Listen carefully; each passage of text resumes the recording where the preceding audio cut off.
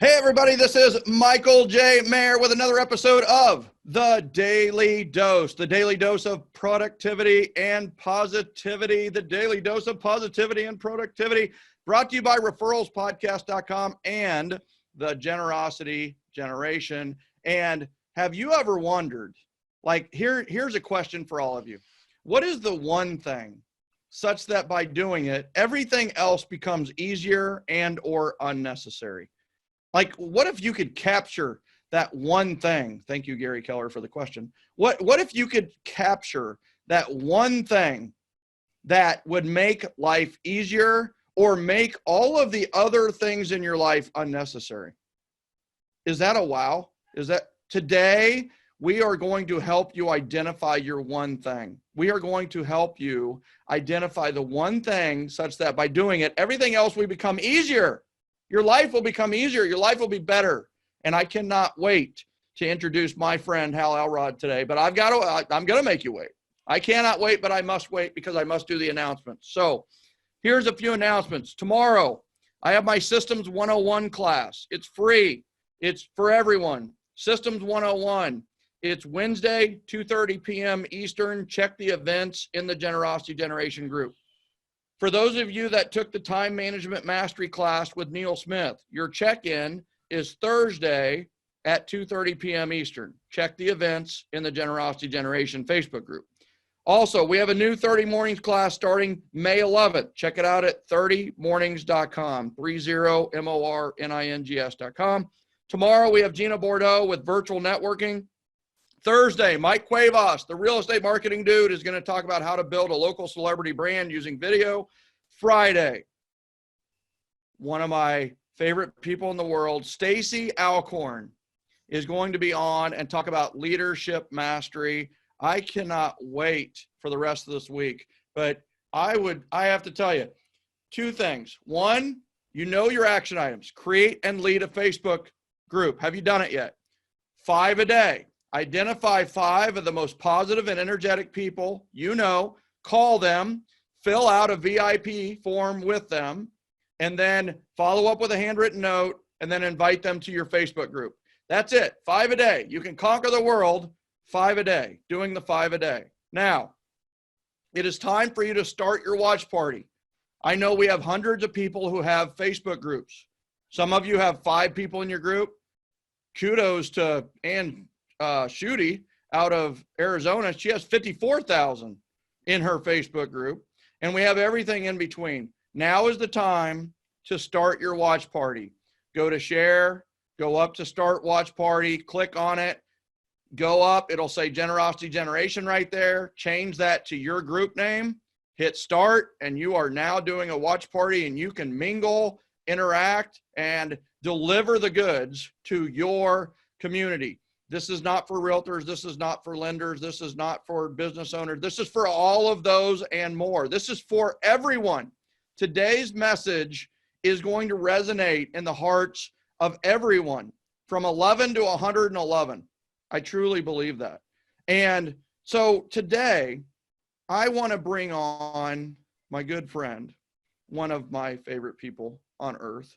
And you know, his bio says after surviving multiple, think about that, near-death experiences and impacting millions of people through his books, Hal Elrod is now on a mission to elevate the consciousness of humanity, one person at a time. As the author of the international best-selling book, The Miracle Morning, which has been translated into 37 languages, I didn't even know there were that many, and sold over 2 million copies, and his newest book, The Miracle Equation. Listen, he is doing exactly that. He is changing the consciousness of humanity through the miracle equation. Listen, Hal isn't just teaching it. He's been there, done that. He's also a Hall of Fame business achiever, ultra marathon runner, 7-figure entrepreneur, and most importantly, a husband and a father. He has dedicated his life to helping other people overcome their challenges and become who they need to be in order to create the life that they truly want and deserve. And I have only co-authored one book ever, and I've never really been a co-author type of person. But I want you to know that when I was approached about helping people develop the ultimate morning ritual, there was one guy that I said yes to, and only one guy I would say yes to.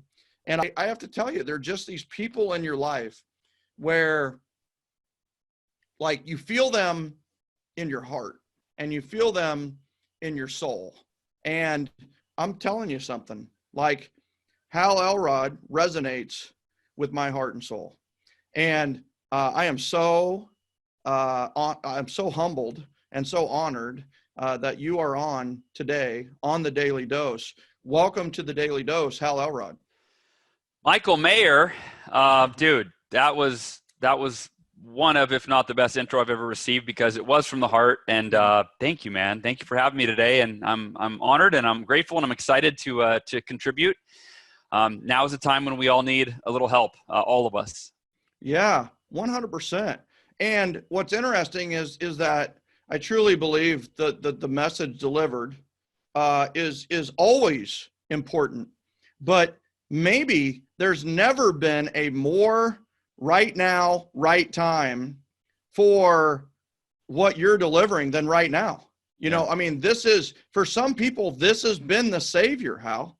Yeah. You know, this has truly been the saving grace, the saving ritual, the saving thing to structure in a chaotic world. You know, the enemy of chaos is structure. Yeah. So, you know, you've had not one, but two near-death experiences. And so, you know, what happened and what was the most impactful lesson that you learned from these experiences? And I mean, two near-death. I've had one near-death, and there's no competition here. I want you to know, you win. You know, you've got your two near-death. Work harder, Mayor. Work harder. Die more. Die more. Yeah, no, none of that. Right. So tell us about those. Yeah. So the first one I was 20 years old and I was driving home after I gave a speech at a company conference. I worked for a sales company, Cutco, you're very familiar, when I was 20 and gave a speech at a conference, left that night, got hit head on by a drunk driver at 70 miles an hour. My car spun off the drunk driver and the car behind me crashed into my driver's side door at 70 miles an hour. And instantly I broke 11 bones. Fractured my eye socket. I mean, you name it. I was broken and left for dead, if you will. I began losing a lot of blood, and that night I bled to death. I was dead for 6 minutes approximately on the side of the freeway. After they had spent an hour, I was trapped in the car. They had to pull me out of the with my heart stopped beating, and they revived me on the scene. Airlifted me to the hospital, and I came out of a coma 6 days later with metal rods in my arm and my leg and my elbow and plates in my eye, and told I would never walk again. And based on the mindset that, you know, I just decided that I was not going to let anyone else tell me what my fate was, that I was going to, through faith and through, you know, perseverance and optimism, if you will, I was going to do everything in my power to make happen what I wanted to happen. And 2 weeks after the crash, the doctors came in. They couldn't explain it. I took my first step and went on to recovery. The second near-death experience was 3 years ago. I'm 40 now. I was 37 years old. I was diagnosed with a really rare aggressive form of cancer. And I was given a 10% to a 30% chance of surviving. You know, and I don't care if you're single or but for me, having kids, right, being told you have a 70 to 90% chance that you're going to die, Hal, in the next few months. And, you know, I know you watched my journey. I almost died quite a few times, but I'm now cancer-free and after enduring the most difficult time in my life. And the decision I made the day I was diagnosed with cancer, which really exemplifies the lesson that I would love to share because it's so relevant now. I told my wife when she was out of town when I found out I had cancer.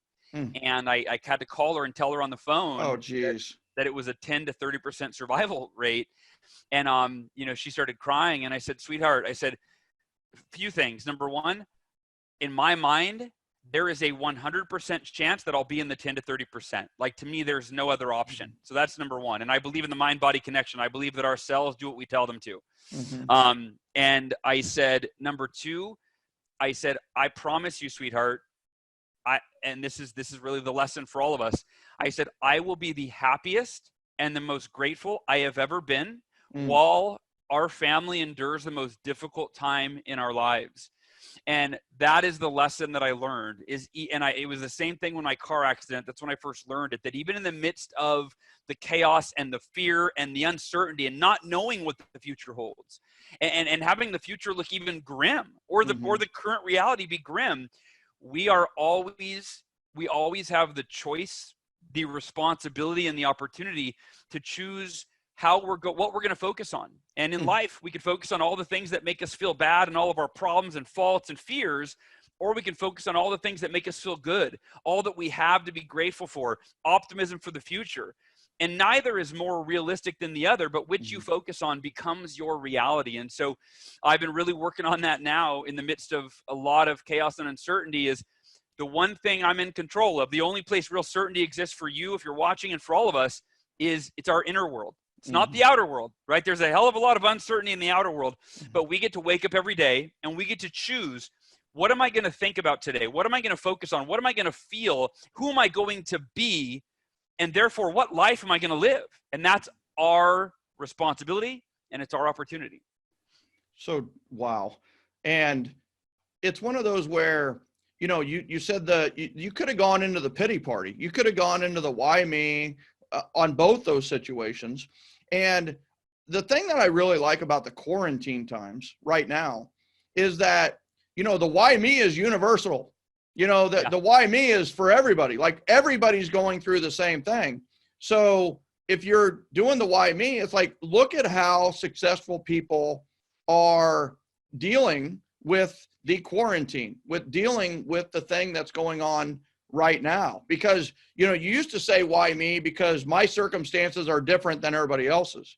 Well, guess what? The why me now, everybody's circumstances are pretty much the same. And yet there are people who are really positive, really having, being productive, that kind of thing. And then there's others that maybe aren't, So is there, what is your advice for maybe people that have asked themselves, why me? And then I have to ask you the miracle question, right? So. Yeah, of course.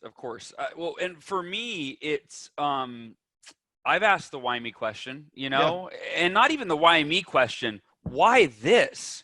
I think that for me, I asked the question as much for humanity as myself. That's a perspective I took years ago, is really thinking, not thinking about just me in isolation, but how do I, as part of the whole, I believe that we're all one, we're all a big part of the human family. And so for me, it's a why this, why now? And I actually ask more why. I always look for people suffering worse than I am. Yeah. And I go, why them? Why, so I think it's a fair question. And I had a friend the other day, he said, I'm loving quarantine. He said, I feel guilty. I'm so productive. I'm getting so much done. He goes, I live out in the woods. I'm in the safe place. And he goes, and this is one of the most heart-centered human beings that I know. And he goes, Hal, how do you wrestle with that guilt of when things are going good for you and it's not going good for other people? And I said, I don't have a perfect answer for that. But I think that the universal general answer is, we have to do the best that we have with what we have. Like, that's it, know? And for me, the two areas of focus right now, because for all of us right now, I think the most important thing that we can choose is, what are we focused on? What are we focused on thinking, taking into our, consuming? What are we focused on doing? Right. And for me, the two main focuses right now are, how can I be the best I've ever been? How can I, and when I say best, I mean in each area, how can I be the happiest, the healthiest? I am exercising more now than I have in years, right? Yeah. My diet is cleaner now than it's been in years. I'm spending more time with my family than I have in years, right? I lost a bunch of income because, like you, I'm a speaker, right? Yeah. So I'm cutting more expenses than I have in years. So my main focus right now is, how can I be the best I have ever been for myself, for my family, and for the world? And then the second thing I'm focused on is, how can I make my relationships the strongest that they've ever been? How can I nurture my marriage in ways that I've neglected it? How can I nurture my relationship with my kids in ways I might have neglected? How can I nurture my family, call my mom and dad more, see my neighbors more, my friends, So for me, those are the two focuses right now. And if you're asking why me, I would say shift that to, how can I be the best I've ever been right now in the midst of the craziness, the chaos, the fear? And how can I make my relationships the best that they've ever been? Boom. I mean, drop the mic. Please don't. We got to keep going. But especially since it's on your head. It's attached to my head. Yeah. Please do not drop that. But your most popular books are titled The Miracle Morning and The Miracle Equation. So I'm curious, like, how does Hal Elrod, how do you describe a miracle, or how do you define the word miracle? Well, it's a good question because it's a really loaded, misrepresented word, right? Mm-hmm. I mean, it has a lot of different ways that you could define it. Some people could define it biblically, right? Yeah. Mm-hmm. I think that no matter what, the typical definition is something that's very elusive, very out of our control. It's kind of a very passive, like, well, I'm hoping, I'm praying, I'm waiting for a miracle. Mm. And I personally, and I think you're like this too, but I'm a pretty results-oriented person. Like, I actually want to, I want to see measurable, meaningful improvements in the areas of my life that I'm focused on. So the way I define a miracle is any meaningful result that is beyond the realm of what you currently believe is probable for you. Mm. I'll say that again. Any meaningful result that is currently beyond the realm of what you currently believe is probable for you. Therefore, when you achieve said result, it feels like a miracle, right? Mm. And you think about the world's most successful people, however you define success, Yeah. right? That's what they go after. The average person, most people go after what's guaranteed. I'm going to show up to work because I know I get a paycheck, and I got this dream, but I don't know if it's possible. I don't know if it's probable. I got these things I want to do, these goals, dreams, ambitions, but I just don't know. So I'm going to stay within my safe haven, in my box. But the world's most fulfilled people that are making the biggest impact, they're not chasing certainty, right? They're chasing possibility. They're going after things that are outside the realm of what they believe are probable. And when you move in that direction, right, when you start to become a better version of yourself, what seems improbable now becomes probable. And then it becomes inevitable. If you keep growing yourself and moving in a predetermined direction, the impossible becomes probable and it becomes inevitable. So that's fantastic. Two things on that. One is, you inspired me.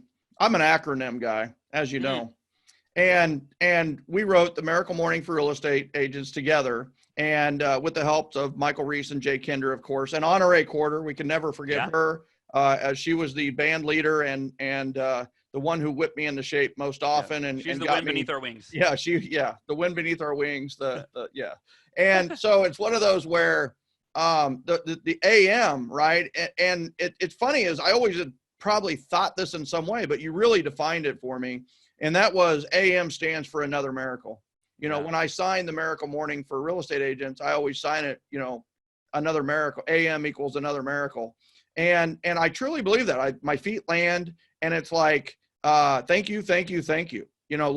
Let's go. And I'm not thinking, and I'm not looking for certainty, which is I had never thought about that. I'm really looking for the possibility and the opportunity in the day versus that certainty, and that's the first thing. And then the second thing is about this whole thought of, or something better with affirmations, affirm, I am a best-selling author, or something better, and I got that from Jack Canfield and have incorporated into my affirmations. And it's amazing, like, how often when you're open-minded to something better, the something better is actually what you get. And you're talking about that not do 100%, don't go 100%. You're kind of saying, hey, go 101%. You really have 101. People think, well, you can't go greater than 100%. No, that's not true. I've seen it. I've been there where, I thought what was 100% was really not 100%.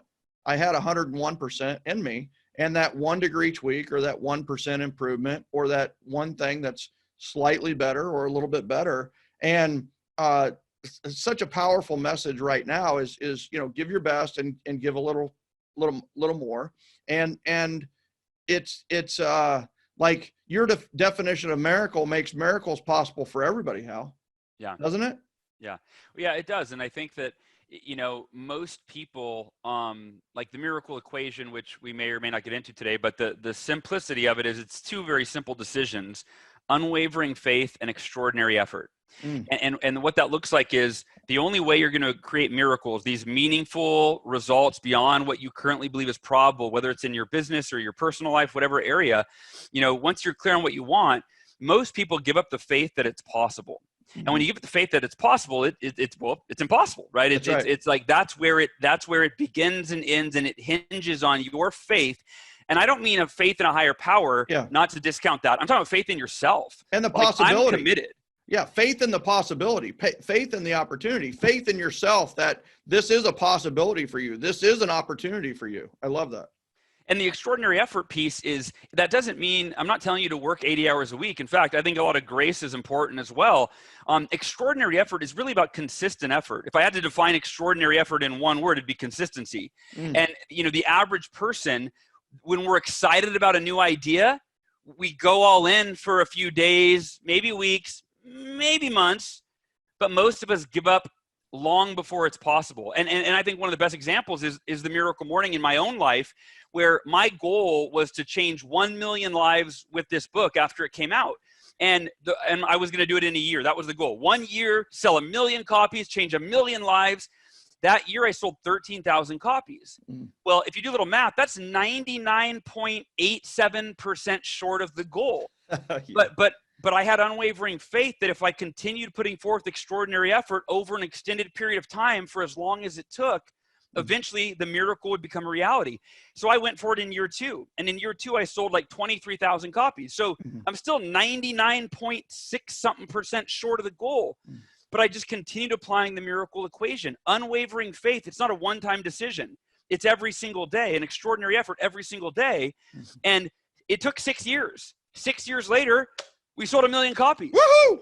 But one of the most important lessons I think we can learn for all of us, that we have trouble with patience. We have trouble maintaining faith when it doesn't look like it's happening like we want it to, or as quickly as we want it to.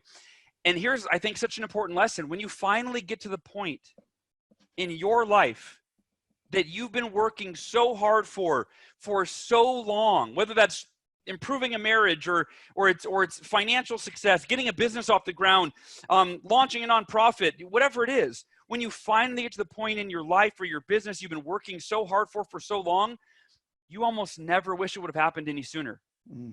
Instead, you look back at the journey and you have hindsight, you go, oh, it was supposed to be exactly like that. I was supposed to struggle during the times I struggled. I was supposed to doubt myself during those times. I was supposed to cry, feeling depressed and scared and suffering from anxiety. That was part of it. I didn't know it at the time.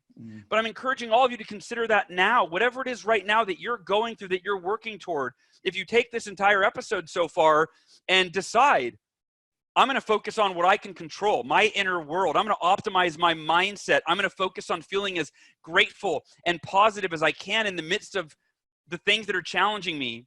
And I'm going to get clear on what I want for my future. And I will maintain unwavering faith and put forth extraordinary effort, even if that effort's one thing a day every day. Or 5 things a day, right, Michael? Yeah. But eventually, if you do that, your success is inevitable. It's like the Miracle Morning took 6 years. You eventually get there and you go, oh, I'm glad that I committed to those 2 decisions, that unwavering faith and that extraordinary effort, for as long as it took, because you'll look back and go, the timing was perfect. It always is.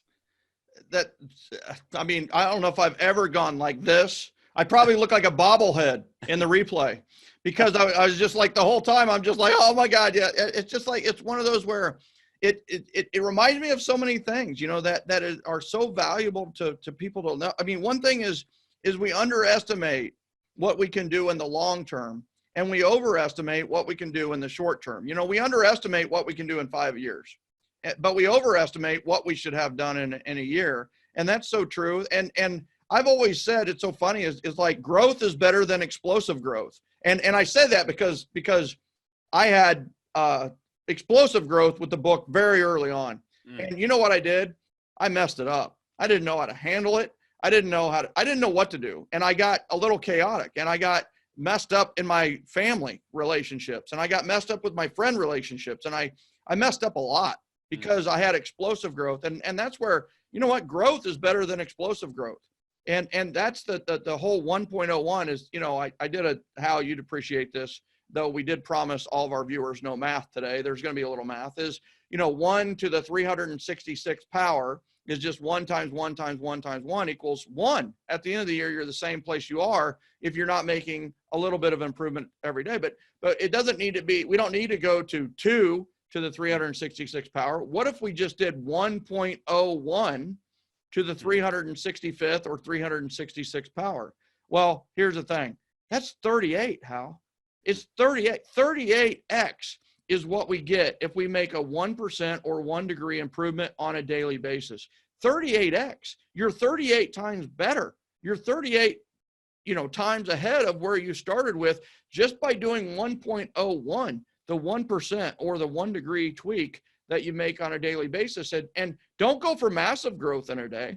Go for a little growth in a day. And I will tell you that this formula, people need to write this down, put it on their wall. It's unwavering faith plus extraordinary effort. Like right there. There it is. There write it like that.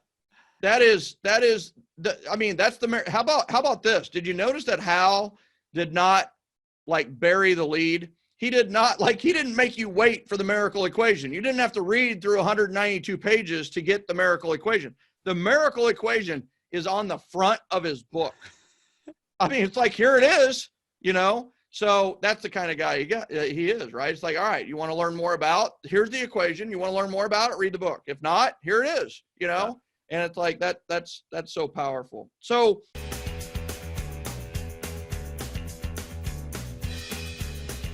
are you enjoying the Daily Dose? Want to connect with thousands of other business owners that are winning the referral game while working from home right now? Head over to the Generosity Generation Facebook group. Connect with leaders, visionaries, and business owners from all over the world. Go to www.joingengen.com. That's www.joingengen.com.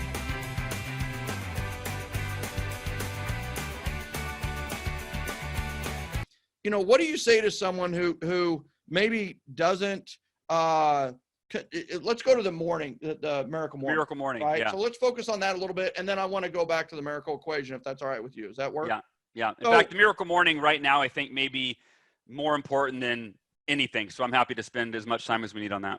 I appreciate that. And of course, you know how big a believer I am in the miracle morning, right? So it's like, what do you say to someone who maybe doesn't consider themselves a morning person, you know? Yeah. Let me lay this out. So the first, I would say join the club. Yeah. The Miracle Mornings practiced now by over 1 million people in over 100 countries, and the book sold 2 million copies now. It just keeps going. Yeah. And I was once asked in an interview, similar question. They said, what percentage of the Miracle Morning community, people that are waking up early and doing these practices, what percentage of them were already morning people when they read the book? So it was an easy transition. They just stopped checking Facebook and instead they meditated and journaled and exercised and whatever. And what percentage, they said, were not morning people. So this was like a radical overcoming of like a limiting belief. And I didn't know the answer. And I thought I should know. So I surveyed the community, which was probably in the hundreds of thousands at the time.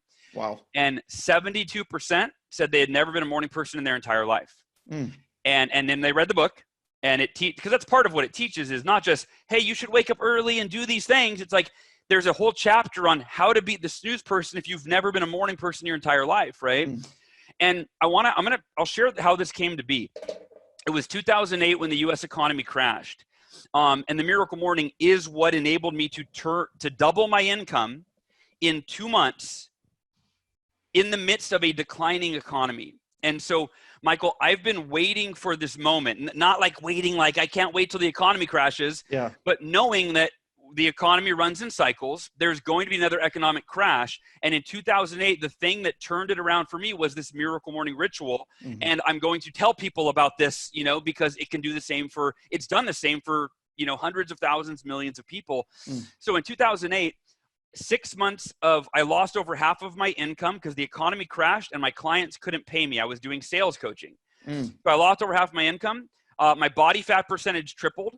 I was in the worst shape of my life, physically, mentally, emotionally, and financially. And a series of events led me to figure out, what do the world's most successful people do every day that I'm not doing? And I came across a lot of different practices, self-help rituals, whatever. And I kept coming across morning routines and morning rituals. But I was part of the 28%, right? Or 72% that's not a morning person. So I went, no. What else do they do? Like, I'm not looking for a morning. I'm not a morning guy, right? And finally, I saw enough of these articles on morning rituals. And back then, they weren't nearly as popular as they are now, right? Right. But one of them grabbed my attention. I read it, and here's what I walked away with. And I want you to walk away with the same thing, or at least consider this. What I got from this one article was having a morning routine, a productive, proactive, growth-infused, goal-oriented morning ritual that sets your day off right, sets you up for optimum physical, mental, emotional, and spiritual capacity, so that you can start every day a better version of who you were when you went to bed the night before.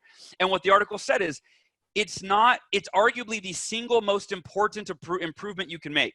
And I think that's what you might have been referring to when you opened up the call. Like, what's the one thing you can do that, and I'm going to butcher it, but having done it, it makes everything else, unnecessary. Easier and unnecessary. It's the morning ritual, right? It's the morning ritual, having a morning ritual. Yeah, I believe that.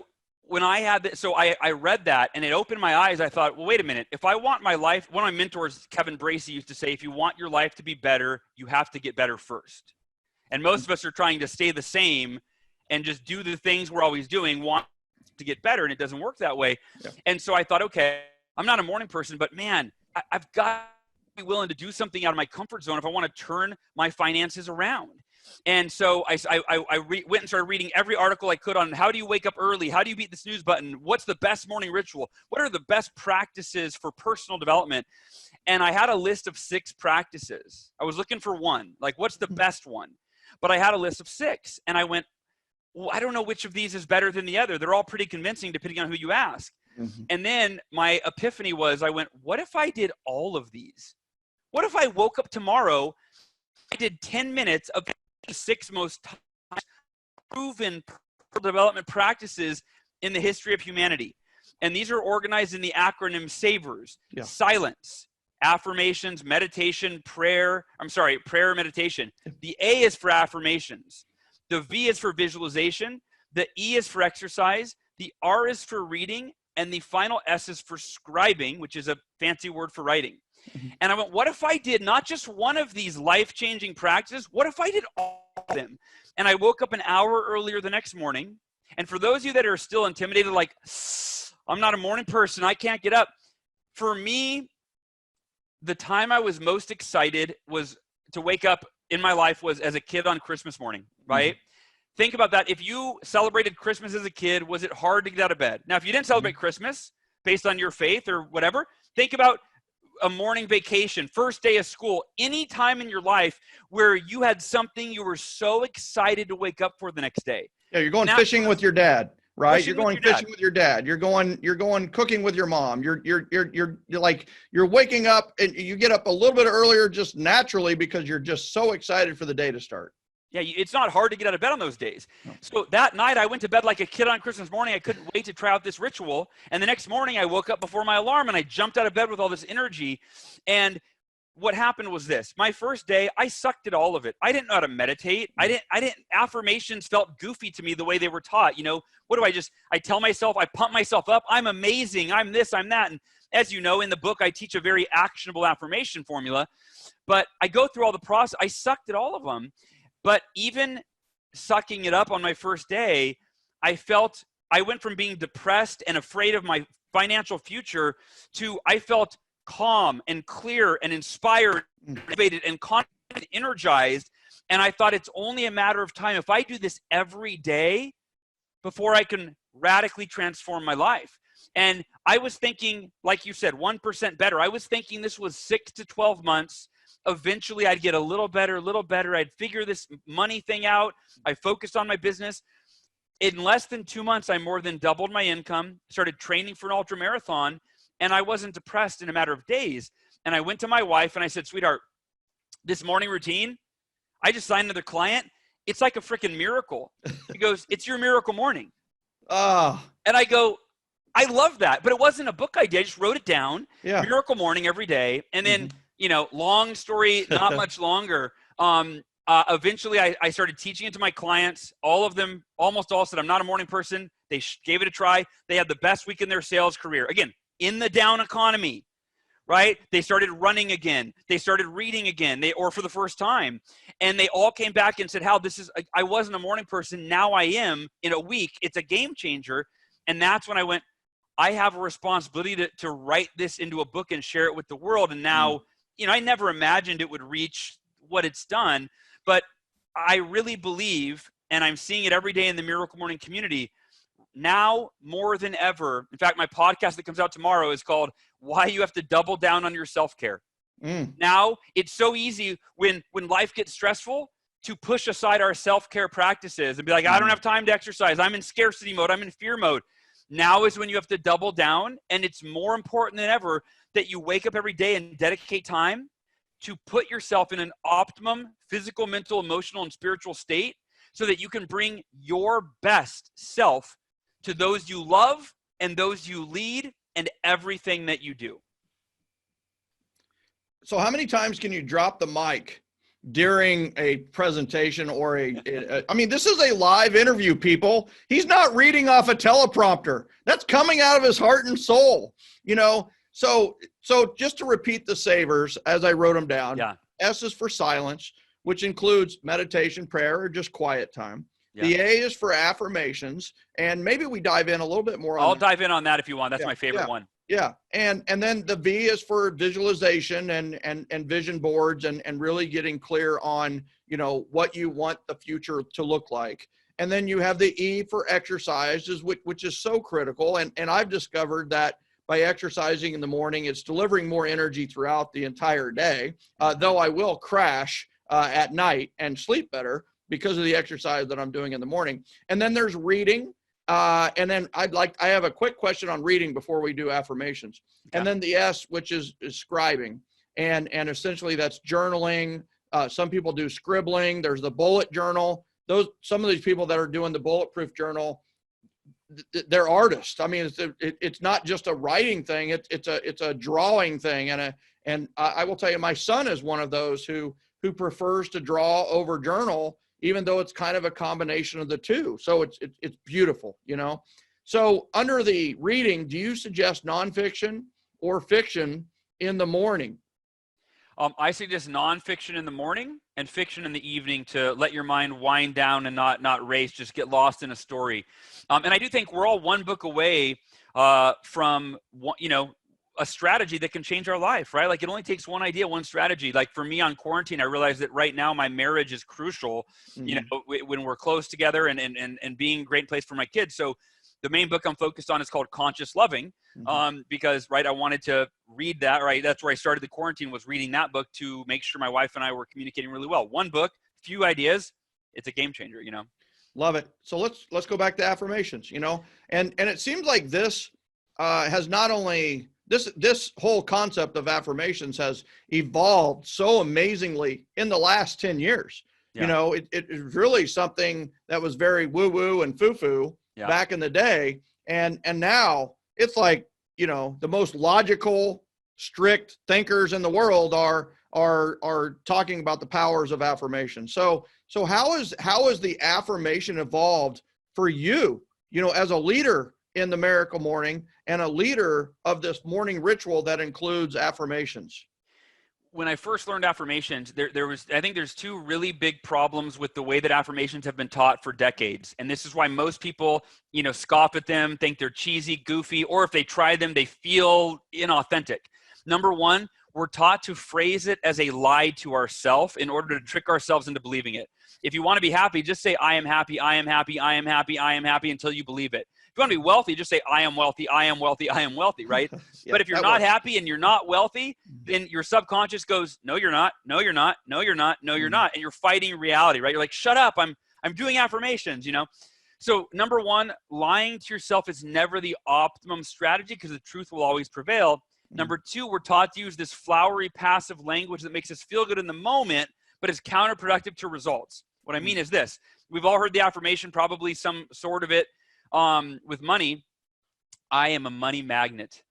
Money flows to me effortlessly and in abundance, right? That might make you, if you're broke and you're like, oh God, that feels good. I just imagine money flowing to me. My problems are solved. That feels great, which is why you do it every day. But check your bank account balance in a week and you're like, why is it not improving? Because you're affirming a fantasy that's not going to happen by itself. So the way that I teach affirmations, I'll give you 3 really simple, critical steps. Number 1. Hold a second, Hal. Yeah. Listen, everybody, listen. I want you taking notes on this right now. I want, even if this is the only thing you get from this daily dose, this is going to change your life. You do it, it will change your life. Hal can't change your life. I can't change your life. This lesson implemented by you can change your life. You want to know how I know that? Because it changed my life. So Hal, what are the 3 components of affirmations we really need to hone in on? Yeah, thank you for that, because you're absolutely right. In this, if I had to pick any one of the practices that I do in Miracle Morning, this is the one that makes the biggest impact. Number 1, what are you committed to? Affirm what you're committed to, right? Not, I want this, I want that. What are you committed to? It's a different thing that it does to your psychology. If you're affirming what you want, you just keep wanting it. You want it bad. The more you affirm it, the more you want it. When you affirm the more that I'm committed to generating this result, I'm committed to being the happiest I've ever been. I'm committed to generating $50,000 in income this year. I'm committed to what? Now you're programming your subconscious not to want something more, but to solidify the commitment that's required for that to become a reality. Number 2, why is it deeply meaningful to you? That's where you get the juice that you need, the drive that you need when you're not motivated to do the thing you're committed to, right? The why, the deeply meaningful why is where you go, oh, yeah, I don't feel like it. Oh, wait. Oh, yeah, it's for my kids. It's for my family. It's for my highest good. It's for humanity. There's no other option, right? And then number 3 is, which specific actions are you committed to taking and when? So number 1, what are you committed to? And do this for each area of your life. It can just be a few sentences for your business and your finances, for your marriage, for your happiness, for your health and fitness, right? For each area of your life. What are you committed to? Why is it deeply meaningful to you? And what are the specific actions you're committed to taking and when? And when you affirm following that, you're not just promising something that will magically happen. You're actually affirming and programming your subconscious to align with what you need to think, focus on, and actually do. And even when you are going to do it, to ensure that that outcome, that meaningful why, becomes a reality. Yeah, you're taking affirmations to the nth degree. This is like affirmations on steroids, you know? And so on the I am committed to, like, can you give me or an example of one of your students or clients or from your own life that how do you finish that sentence, right? I am committed to what? Like, how does that finish? Let's give an example. I know that, like me personally, I learned this best by an example. So, you know, I know there's a lot of people that are watching right now who learn best by example. Yeah, so I'll go back in time. When I first began this affirmation process, it was before I did Miracle Morning. It was my last year in sales with Cutco. And my best year in sales with Cutco up to that point was a little over $100,000 in kitchen knives. And I wanted to double that my final year, which, you know, increasing your sales by 10, 20, 30% is intimidating. 100% was terrifying, right? So following this formula, I am committed to selling $200,000 of Cutco this year. And I always end that statement, by the way, with no matter what, there is no other option. So I am committed to blank, no matter what, there is no other option. So that was the outcome. The why was, it wasn't for the money. It wasn't for the recognition. It wasn't for the accolades, the trips, the things I would win. It was because doing so will enable me to develop the qualities and characteristics that I need to achieve everything else that I want for the rest of my life. I can't think of a more meaningful why than that, and one that's universal for all of us. I'm committed to that why so that I can develop the qualities, the characteristics, the habits that will enable me to accomplish everything that I want for the rest of my life. And then the third thing is I will make 20 phone calls a day, a minimum of 5 days per week, upwards of 7 days per week for the entire year, no matter what, no other option. So I literally, it was what I was committed to, why it was something that my soul, there was no talking myself out of it every day when I read this. I was reminded, oh yeah, there's no other option. This isn't just a goal that I want. This is my mission in my life this year to become the person that I need to be, who is capable of everything else that I want. And and on the flip side, if I don't follow through with what I'm affirming, who knows? Who knows who I'll be and where I'll be, right? Like, yeah. I'm literally sacrificing the gifts that I've been given and sacrificing the future that I want because I'm not willing to do what I'm reading right now. So for me, those affirmations are, those are arguably, without those, I don't think I would have done half of the things I've done in my life. Oh, I mean, what you did, I mean, what you have is this crystal solution for goal achievement. I mean, it's funny is, you know, you named your podcast before you even kind of got going is achieving your goals, yeah. You know, and what's amazing is how the affirmations align perfectly with achieving goals. You know, these aren't affirmations. They're like goalmations or goalations or something, yeah. But it's just amazing that, I mean, look at that is like, you're not talking about having 25 affirmations that you read in the shower and you know, I am happy, I am cute, I am taller, I am, you know, skinnier, I am Brad Pitt reincarnated. Okay. You know, but it's one of those where it's like, you know, I love the specificity of what you have taken with affirmations. It's not just I'm happy, right? It's I'm achieving this, and with it comes all of the characteristics of happy people. You know, the perseverance, if you can sell $200,000 in knives, you can sell any idea you have anytime to anybody. Trust me on that, right? You're selling knives. So, I mean, no offense to the knife sellers out there. We have a bunch in our group, but I mean, if you can sell knives, sure, you can sell anything. And I truly believe that. And that's why the vector marketing people are such great hires and do so well in life. And that is because, you know what? They've learned an incredibly powerful skill, and the characteristics of successful people are in them, which is, you know, perseverance and not being afraid and doing it anyway. And here's what my comment is for the comment. So those of you that are watching, listening, even on the replay, I want you to write your commitment statement in the comments below. So I am committed to. His example was, I am committed to selling 200,000 in Cutco this year, no matter what, no other option. So what is your commitment?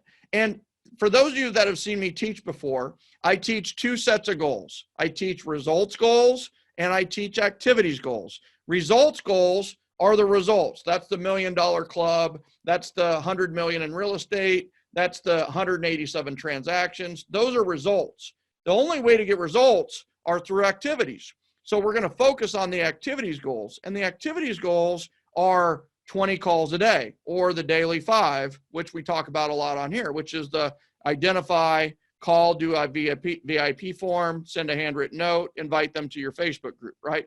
So it's like, what are you committed to? What is your results goal? And I want you to put that in the comments. Now, some of you are overachievers, you're high achievers. Do the whole smorgasbord. I dare you. I double dog dare you to put in your commitment statement, your because or your why, and the I will. What will you do to achieve the thing that you are committed to? How? You are a gift. I truly believe that. Like, I called you the miracle man in the titles for today, and you are the miracle man. You know, Einstein once said, and I'm probably going to butcher this, but he says you can live life as if nothing is a miracle, or you can live life as if everything is a miracle. And what you are helping people do is realize that their life is a miracle and that everyone, truly for everyone, miracles are not just a possibility, maybe not even a probability. They're almost inevitability if they follow the equation, if they follow the formula that you have laid out in front of us. Everyone can experience miracles every day. Think about that. Yeah. You know, so you're the man. Like, Thank you you, are the brother. man. Thank you. I appreciate you. And for me, the miracle morning is I'm actually practicing it right now. I'm doubling down on it myself. I actually have pulled out all my journals from 2008 to get back to a beginner's mindset, because for most of us, you know, the longer we do something, we get away from the fundamentals that got us to the dance, so to speak. And so I realized that my miracle morning was too advanced. It was too far away from what it had been. So I've actually, it's funny, I've regressed. I am rereading the miracle morning. I'm on chapter 2. I'm rereading my own book, it's interesting because I wanted to get back to, you know, the mindset that I had in 2008 when I used it to overcome all of my financial challenges and mental and emotional challenges. And I wanted to, so I'm using my own, you know, my own practice right now. And it's working for me too. That's funny because it's something that we've done within the team over the last couple of months as well, is double down on 7L. You know, is we need to be doing the strategies of 7L with our community. You know, it's kind of grown organically and without maybe the proactive strategies of 7L. So we've really started to incorporate, like we're doing a high school senior day on May 22nd. I guess this is the official announcement. I got to watch what I say. But May 22nd, we're going to do a special Daily Dose episode just for high school seniors. And we're going to have 3 or 4 high school seniors speak. And we're going to do a big celebration for the high school seniors. What's interesting is the high school seniors of this year were born in the year of 9/11.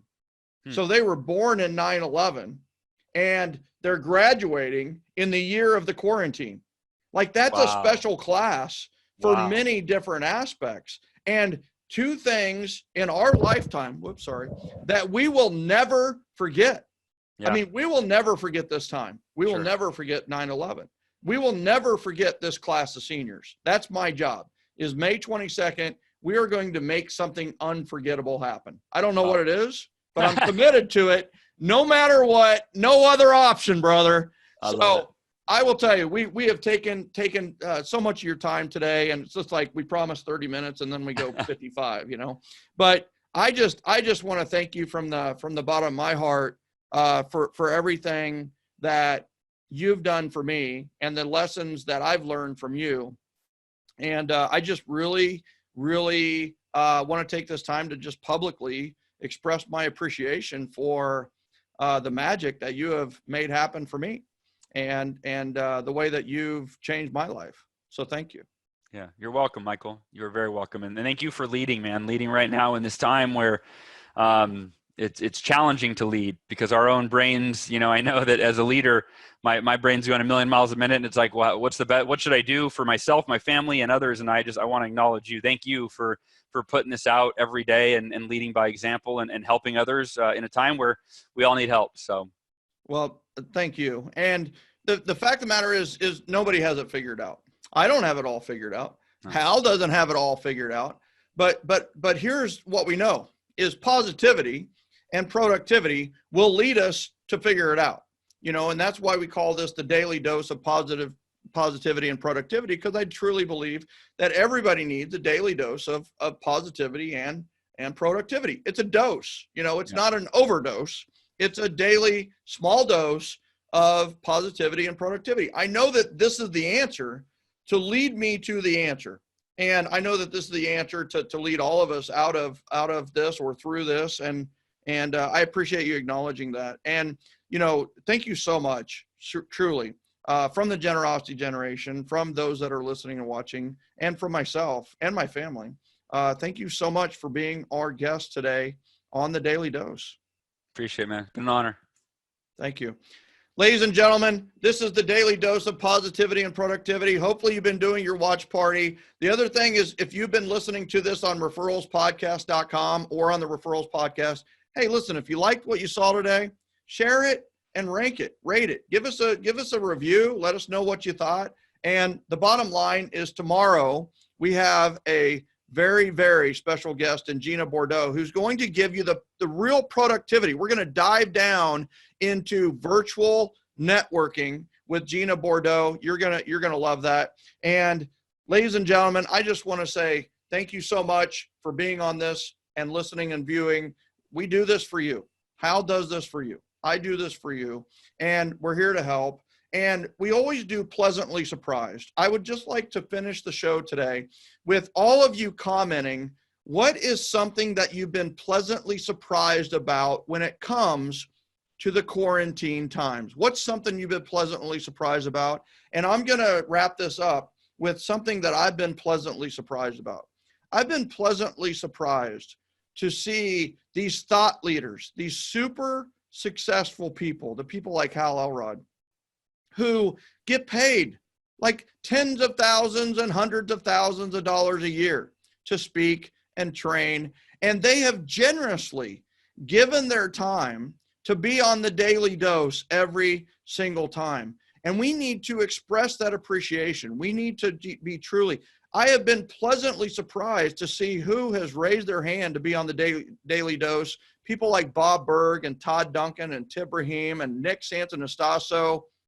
And today's guest, Hal Elrod. You need to express your appreciation. You need a speaker for your event. You need to get a hold of them. You need a book that could change somebody's life.